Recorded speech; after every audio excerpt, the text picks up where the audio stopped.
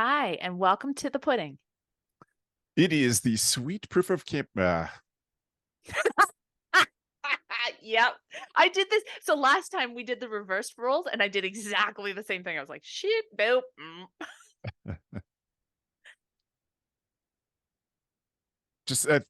I'll have you start again. I'll roll right into it. Hi, and welcome to the pudding. The sweet proof of research to back up what you know about summer camp. My name's Dr. Mandy Baker. My pronouns are she and her. And I am Travis Allison. My pronouns are he and him. And today on the pudding, we are going to talk about the words camp magic. And Mandy and I have very different experiences with the words camp magic. But I want to start with Mandy's because I think it aligns with probably how most of you listening think of the word camp magic. And Mandy and I'll talk about my experiences with the word after.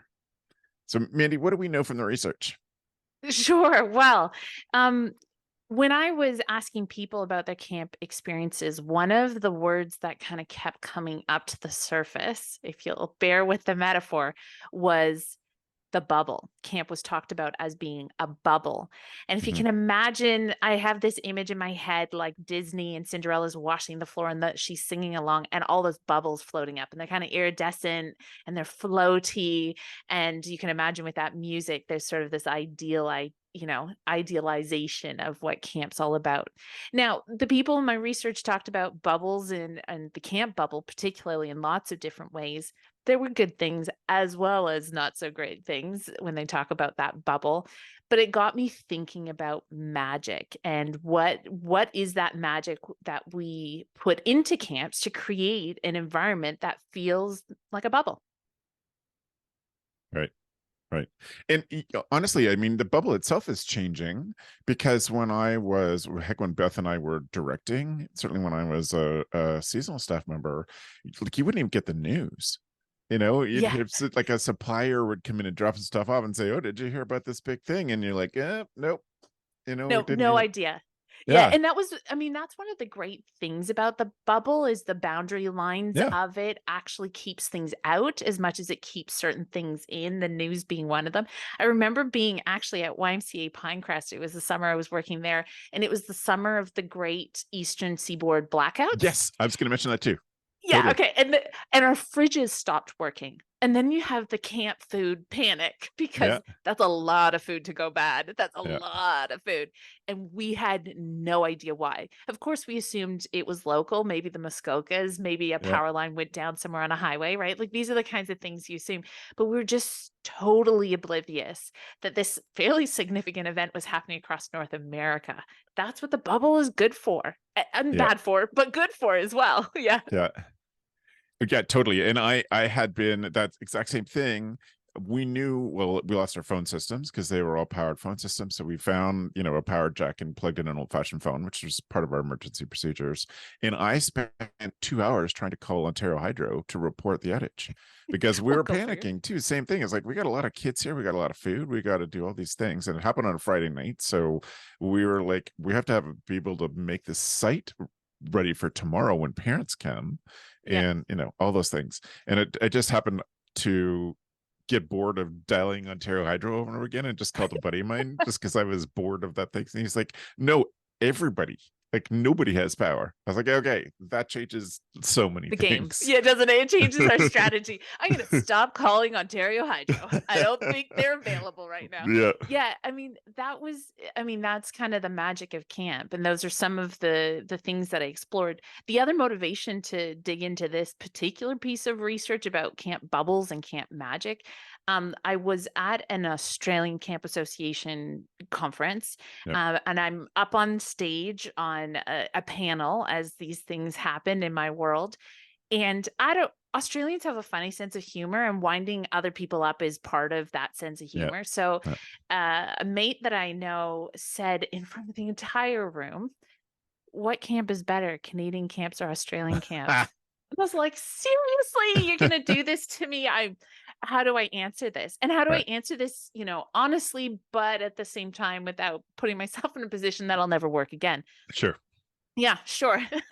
So, actually, the answer came to me fairly quickly and easily. Thank goodness. I got out of that jam in an honest way.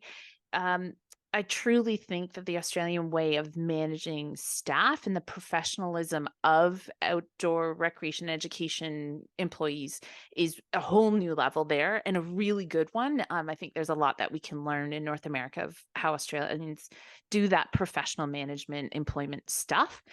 Mhm. But camps in Australia don't have what I called magic. And I started being able to explain some of the big concepts behind camp magic. So I'm going to jump in there, Travis. Stop me if there's anything you need me to unpack.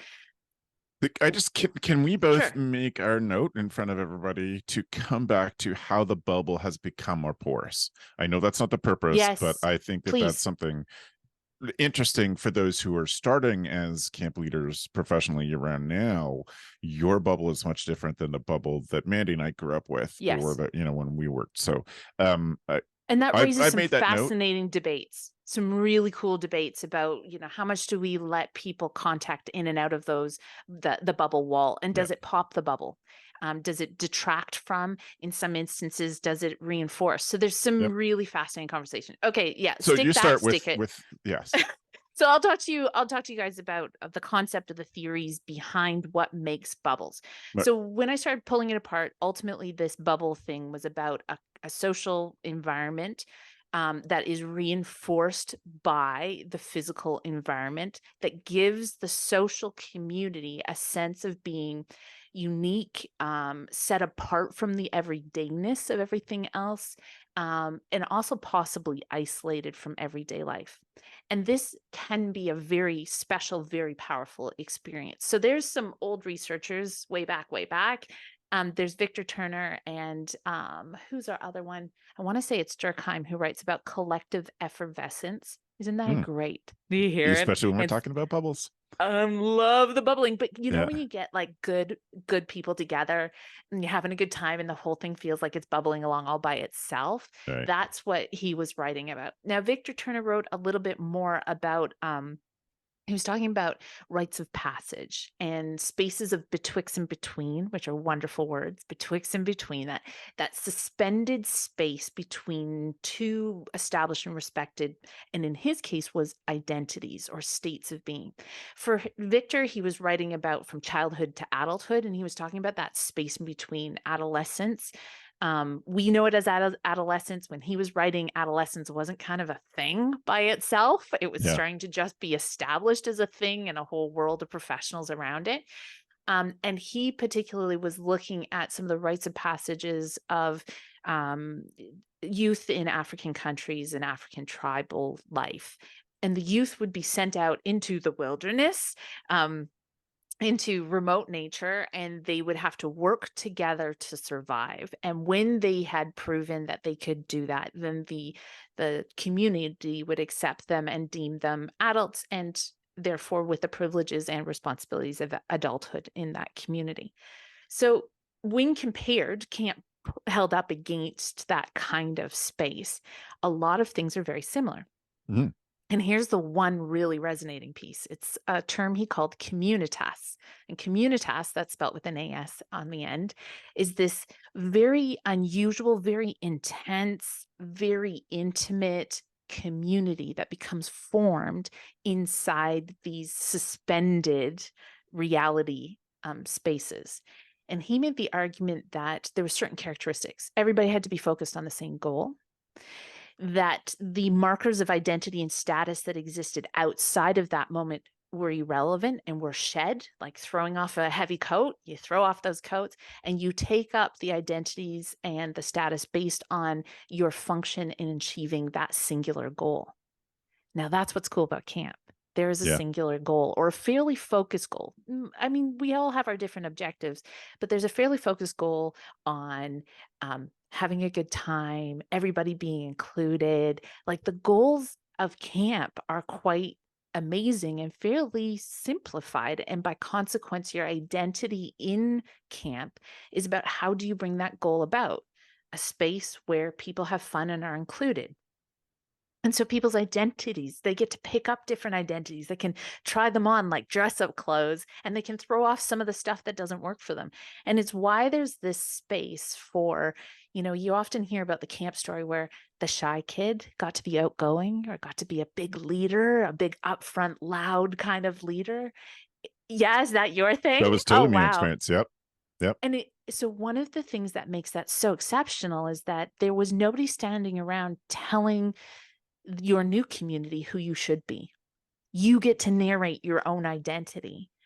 So the cool thing is that you can try on whichever ones you want to try on. And because one of the singular goals of camp is for it to be a safe, positive space, Yeah. Yeah. you actually can try stuff on with very little social consequence. And this was something that would fall apart in Australia because most camp in Australia is school camp. So Right. all of the relationships Come that you with. hold in the classroom comes Right. with you. The way the Right. teachers pigeonholed you, good, bad, or otherwise, comes with you. And the outdoor leaders in the Australian system have a very hard time, if not an impossible task, of breaking down and discarding it. Sure. It's just it's the outside world comes into the outdoor space. There's no new social environment invented. You Right. were going to say something. Sorry. I saw that. Well, what I was going to say is one of the great privileges of being a year-round camp leader for a long time is watching kids become young teens and then become teenagers and watching them trying stuff on. Yeah. Um, and um, and it's just such an awesome privilege to see it. Like, all right, this year we're punk. Like, bring it on. I want to see it. Yeah. Yeah. And like, and I think them campers or young staff showing up at camp with a new camp persona, the first kind of day is they've got a lot of walls up about that. It's like, no, this is me now. And if Yeah. camp's like, yeah, great, then then it all sort of breaks down, and it's not as much of a front that they're putting up. You start to Yeah. see them pulling together all the real pieces of what they are to become. And man, what a great thing to watch happening. What an awesome part of this life. Can I say this? Not it's a privilege, but it takes special people like you to make that space an option. Hmm. If you as a leader, camp director or the organizer or the institution that's, backing the camp enforced a certain expectation of that young person to stay rigid over the changing seasons and years that you see them, you haven't actually caught the spirit, or in this case, my argument, the magic of Yeah. camp. And so Right. it's lovely to hear you say that, Travis, but I hope you hear the compliment I'm trying to pay you Hmm. is that Thank you. you watch people come in and let them try it on and change it and chop it and change and you made that space a possibility for them to do that. And that doesn't happen everywhere. It's actually quite unusual. It feels magical because it's so unlike all these other things of life. And I think that's where I start to pull at the idea of the word magic. It's Yeah. the spirit of camp where we will hold space for you to define yourself in relation to the goal of the group. So it's not a free for all. We know when people show up and they're not committed to the goal of camp, the Yeah. culture really jars. It's very, Yeah. very difficult. But we will let you define you however you want to bring it for this suspended reality, as long as it pitches into the goal of what we're trying to achieve here. Mm. Right. Right. Yeah, I keep interrupting you because you say so many things that touch me in so many Do ways, it. touch my love of camp and what camp has meant to me. Where do you want to go next? Well, I think it's important to talk about what the ingredients are for Please. communitas to happen. Yep. Great. I think it's important to recognize, we call it the materiality of our experiences. So, material things. So when we in my kind of research, we talk about something called discourse, and most people I think have a sense of what that is. Philosophically, for my dude, so the kind of philosophy I use, discourse is the stories that are told, but it encaptures more than simply storytelling or stories that have words. Hmm. We are sent messages often through actions, but also through artifacts, through things, through material things that are in our world.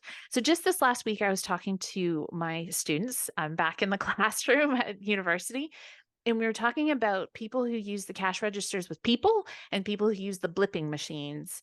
Yes. And we had a cash register staff employee, and she got very, very heated in a wonderful, passionate way about how she wants people to come to her, and sometimes takes it a bit personally when people go to the blipping machine. So we unpacked for the blippers in the room why they use the blipping machines.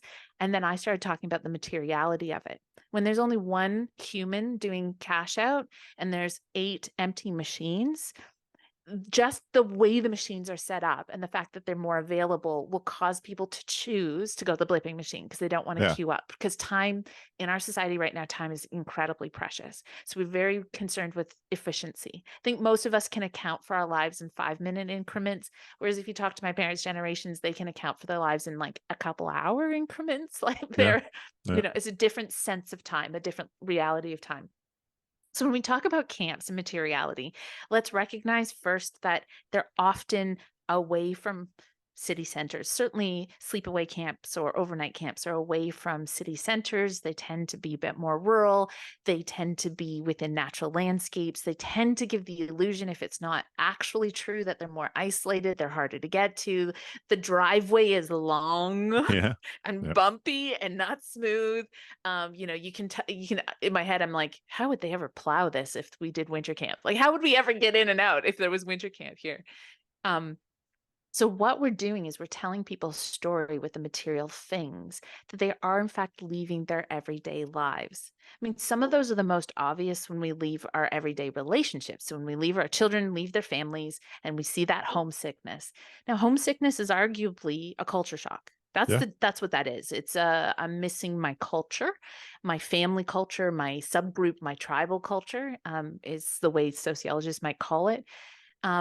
So there's a number of material things that also add to the going away into nature, going, far, an hour drive, 3-hour drive to camp. All of this stuff tells a story. It tells a discourse of you are in a separate time and space. Then when you get there, and there's all of these very different social rules, like you can shout at dinner. Like, Yes. what? You'd never be Yeah. allowed to do that, get away with that nonsense at home, or singing and shouting at dinner. When you paint, keep inside the lines, don't get it on your clothes. Camp's like, we're going to paint on ourselves.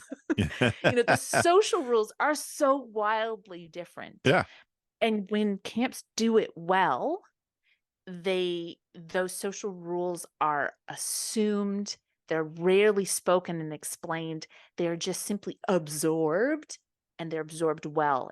And they're absorbed well because largely they give individuals a sense of well-being and a sense of belonging. Mhm. I'm important. I matter. I am part of this space. Mm. Yeah. Yeah. So I get get what it is. Well, I guess first question is, what do we know about how important that is, or how that's a positive of the camp experience? And then what do we have to be intentional about? Let's talk about the good, and then let's talk about what Mm, sometimes I call the dangerous. Okay. sure. So it's not, and dangerous, I don't mean like life taking risk, but there's always this possibility for anything to be good or bad. It's really about how we use it and what our motivations or intentions are behind the thing. So, in terms of some of the things to think about, I remember being called in consulting with a homeless shelter.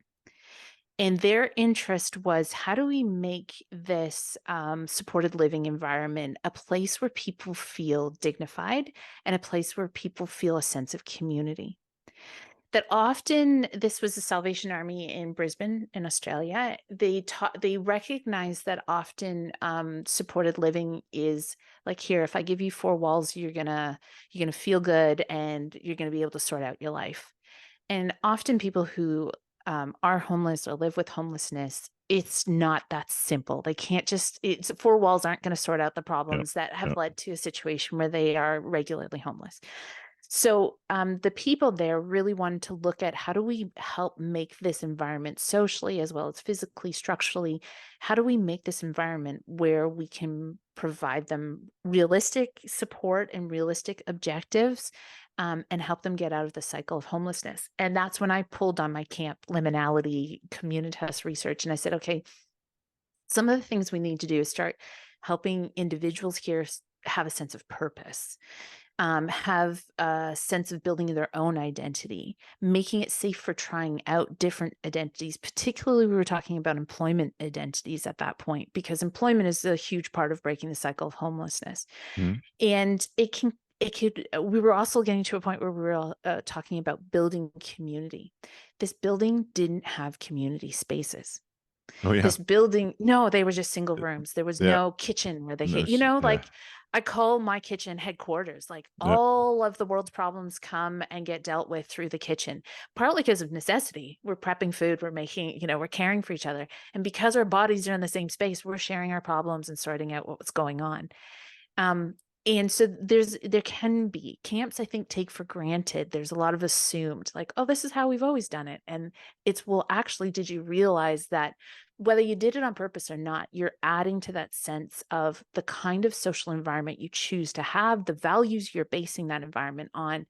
So when we always did it this way, Mhm. we talk about challenging the status quo. We've talked about it a lot between us on personal times, but um, it's just as important to understand that you've always done it that way because it has a really good purpose.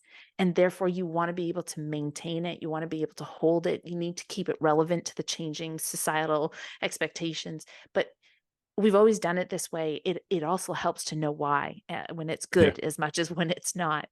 Yep. Um, and camps have this incredible, I mean, we're, I guess, blessed to be able to take it for granted, but camps have created a social environment of inclusion um, that is powerful, but often done on take it for granted assumptions. So what I'm trying to, I guess what I was trying to get at is there are a lot of things that you can do quite intentionally to enhance this. Here's the dangerous edge. We are now playing with how cults function. Um, Right. I remember when my supervisor said to me, I think you should read literature on cults. And I got really, really defensive, which should have been a sign. Yeah. No, camps are like, but actually, what we've done when we isolate people from their usual everyday relationships, Mhm. we do it mentally, emotionally, right? We never, when you and I were on staff, we didn't make phone calls. Maybe once a week, we got to use the one phone for all the staff, right? Like Yeah. we were emotionally, psychologically disconnected from our usual relationships. We were disconnected from the news of the world. We were physically isolated. Like, you hearing it? It's starting to sound a bit Yeah. dodgy.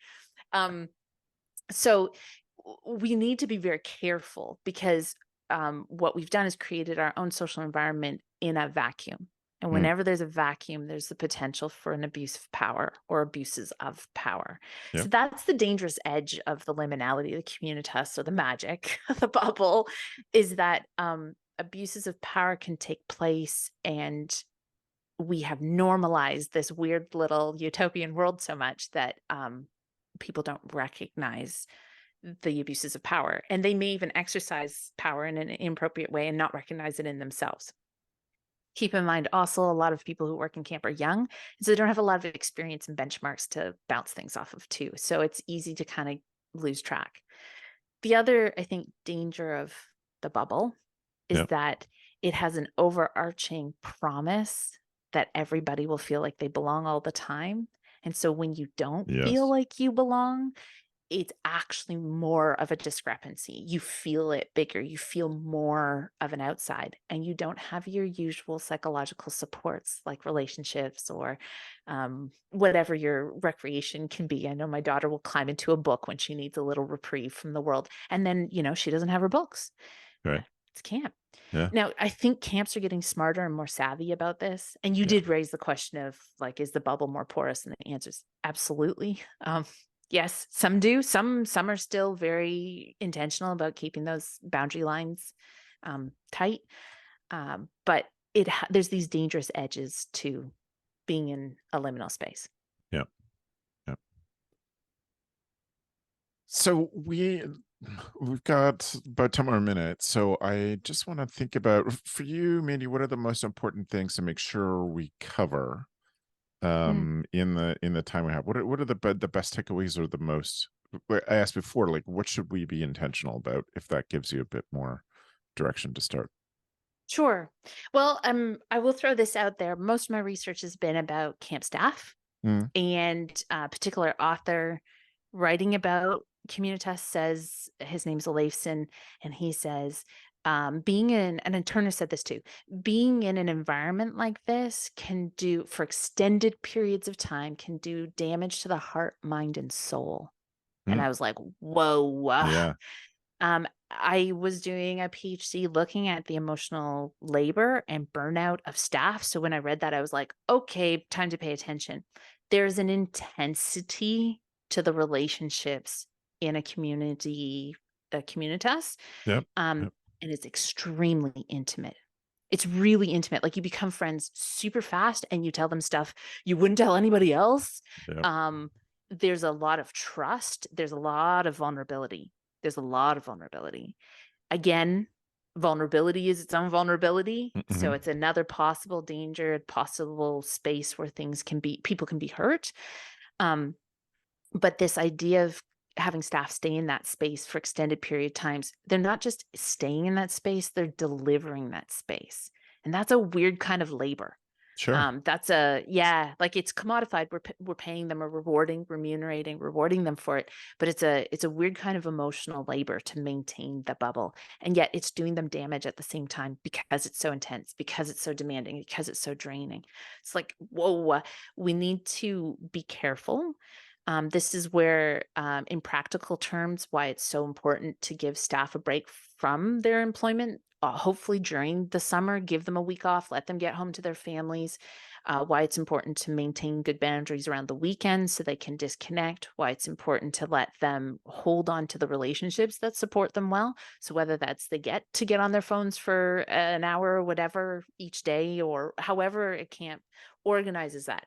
Now, to do that though in balancing without throwing off the bubble, without bursting the bubble, is also a really tricky balancing point.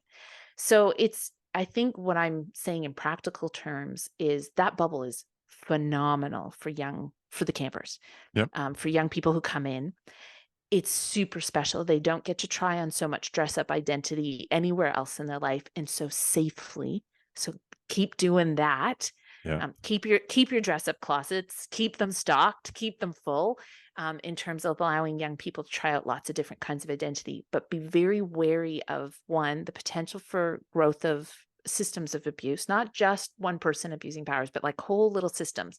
So like hookup culture or the reporting on hookup culture amongst employees, that kills the bubble Right. pretty fast. Yeah. So how do you manage and maintain that? Because everybody's going to gossip. That's part of community. You're not going to shut that down. And anyone who thinks they're going to shut it down, all you're doing is it's sending it up further underground. Yeah. So don't fool yourself. Make it a healthy way for people to decompress and deal with, to have their rants and to deal with their feelings. Um, but for staff, it's managing that and making sure that they actually get space out, that they don't lose reality, their own Yeah. reality, that they don't break relationships with the important people in their lives because of being disconnected. That can happen too. Our relationships can deteriorate when we don't maintain them. Maintenance looks different for every relationship. So these are the kinds of things that if you're a director, you're providing camp, that you need to think carefully through. How do I create the space where my staff are able to be in their everyday lives as well as step back into the space to keep them healthy and keep them connected? And especially in Australia, when staff are there year round. Right. Year round staff deal with their boundaries between these worlds differently than seasonal staff. Yeah. Seasonal staff tend to like, I'm all in Just and embrace I'm it. all burnt out, Yeah. like by the end of the season. If they could keep some of the habits that year round staff tend to hold, like regulating their hours, being able to step out on the regular, keeping relationships outside of camp, like maintaining them, not just abandoning them for the season. My gut tells me that they would stay mentally and therefore physically healthier for the season much better. Does that does that help answer some of the questions? It absolutely does. It absolutely does, and I appreciate you pulling in different research to the different little slices of what this means, what the camp bubble means. So I want to talk about my thinking about The word camp Camp magic. magic. Yeah, So talk to me. my job is very different than your job. My job is to communicate the value of camp to people who don't understand camp. Mm, And so I ask people not to use the word camp magic because, and I always follow up with this, you and I know what camp magic means. We probably can't describe it to people who don't know it, but if I come up to another campy person and I say, it's one of those magic camp moments, then another camp person's like, I don't even need to know what the specifics are to know what you mean. yeah, yeah, That I've lived enough of those moments that I know what that thing is. But it's so amorphous, it's so cult-like, yes, it is yes, it it sounds like is. a cult as soon as you start, Yep. that it instantly turns people off. And Yep. so I always push people to describe camps in ways that don't use the words that will turn people off. When I think about camp magic, one is that when you think about how magic is, the references to magic in current culture, to go to a magician is to enjoy being fooled. Yeah. And so it's Illusion. instantly, you're in a relationship with something that is about being fooled, so it's Mm, not real, but or illusions, that it's they're doing something that you're not seeing, that makes you believe things. So all of those things are why I am cautious about it. It feels yeah. like magic, it feels like lies. It's too People who are incredibly passionate about camp, ourselves included, start talking about camp magic and they just go, Yeah. and they don't watch other people just go cloud right over Yeah. and stop listening to you, which is partly why camp people, especially when the bubble was stronger, it get to the middle of October and my high school friends would be like, I just need a couple weeks without camp stories. I'm happy to listen to This your one camp time stories, I but man camp. Yep. I Totally. just need a couple. Like I love listening to your camp stories, but I need a bit of a break. And you're like, yeah, okay, right. Yeah. Like I'm in it. So that's my concern. It's just the different ways that because of our jobs, it's just the different ways we have to think about camp. And so my Yeah. concern is not that it exists. I love that it exists. I just know that we're not very good at telling the story of it to Yeah. The people language is who problematic. to people who haven't experienced it. This is one of the biggest things that I try to work with on camps, is back to research, is that camps cannot tell me with any clarity whether they are any good at reaching families that don't have some camp experience in their family history. They Yeah. can't tell me that. And my suspicion is that we're great at telling people about camp who have some frame of reference, whether Yeah. it's a bad frame of reference, just a cultural one, like Wet Hot American Summer or Meatballs.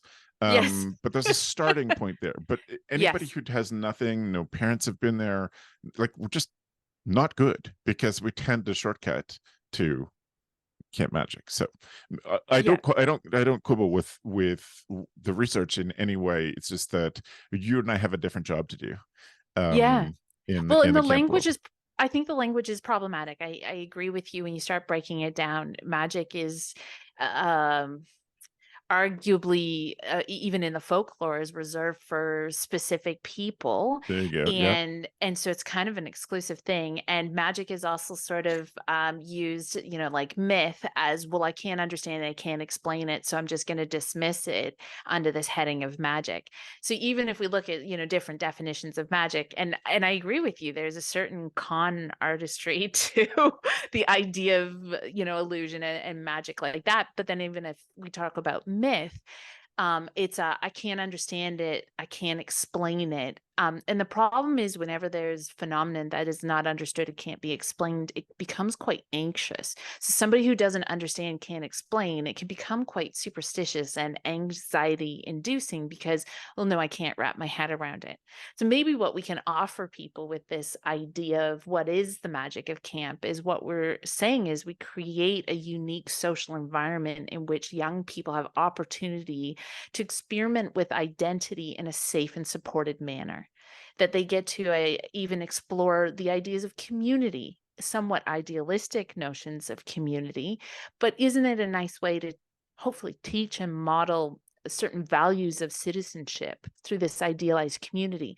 even if this is the pilot project for life, we're Yeah. helping them build a notion of what it means to participate in a community in a positive and meaningful way.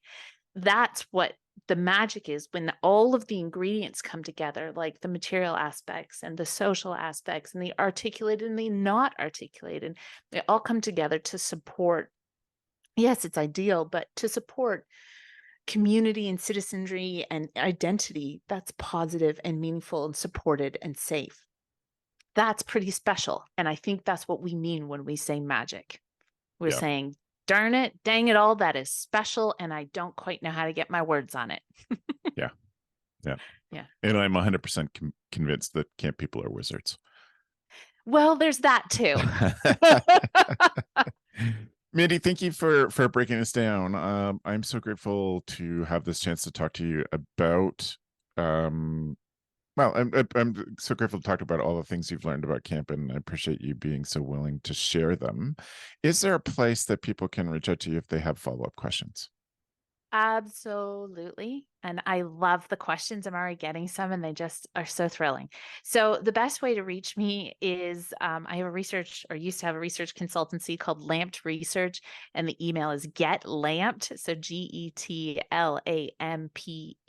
at gmail.com. Yes, that's like a light. If you're wondering how to spell it, I was really excited about theory. Now the email address sounds really nerdy, but the theory at the time was, how do we create our lives as beautifully as we would a house or a lamp? And I Yeah. thought, oh yeah, that's what we need to do. We need to turn some lights on and be beautiful about how we build our lives. So get lamps. You can send your questions there. I'm always happy to connect, and actually send me the gnarly, tricky questions. They make me think more, and often I do more writing with those questions. The other way to kind of check out some of my work, not all of it is open access, but some of it is you can pop my name into a Google search or a Google Scholar search, and most of my publications are there. If you can't get past an access wall, let me know. I can hook you up. Perfect. That's perfect. And that's a great final call to action.